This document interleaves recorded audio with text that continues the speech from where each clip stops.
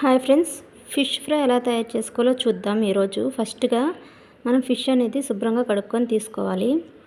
Next ఒక ప్లేట్లో ఒక 1/2 టేబుల్ స్పూన్ పసుపు వేసుకోవాలి. 1.5 టేబుల్ స్పూన్ సాల్ట్ కూడా వేసుకోవాలి. ఇందులోనే మనం ఒక 2 table spoon red chilli powder కూడా వేసుకోవాలి. మనం కారం వేసుకున్నప్పుడే ఆయిల్ కూడా వేసుకుంటే కలర్ అనేది బాగా వస్తుంది. ఫుడ్ కలర్ వేయకుండా మనం ఆయిల్ వల్ల మనకు ఫుడ్ కలర్ అనేది వచ్చేస్తుంది. 3 టేబుల్ స్పూన్ ఆయిల్ వేసుకున్నాను. ఇందులోనే 1.5 టేబుల్ స్పూన్ అల్లం వెల్లుల్లి పేస్ట్ వేసుకున్నాను. ఫిష్ మసాలా 1 టేబుల్ స్పూన్ వేసుకోవాలి. ఇలా ఫిష్ మసాలా ఒక 1 టేబుల్ స్పూన్ ఫిష్ మసాలా వేసుకోవాలి. ఇందులోనే 1 టేబుల్ స్పూన్ ధనియా పొడి వేసుకోవాలి. ఒక 1/2 టేబుల్ స్పూన్ గరం మసాలా వేసుకోవాలి. ఇందులోనే ఒక నిమ్మకాయ బద్ద కూడా పిండుకోవాలి.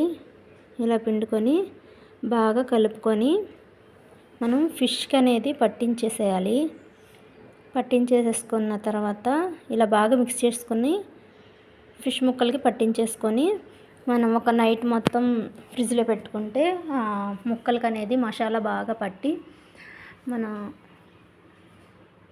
వేయించుకునేటప్పుడు కూడా ఫిష్ అనేది బాగుంటుంది. ఇప్పుడు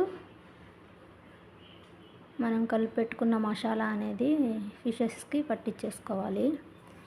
ఇలా ఫిష్ ముక్కలకి మొత్తానికి మనం ఇలా బాగా పట్టించుకోవాలి. ఇలా పట్టించుకున్న తర్వాత నేనైతే ఒక నైట్ మొత్తం ఫ్రిడ్జ్లో పెట్టేసి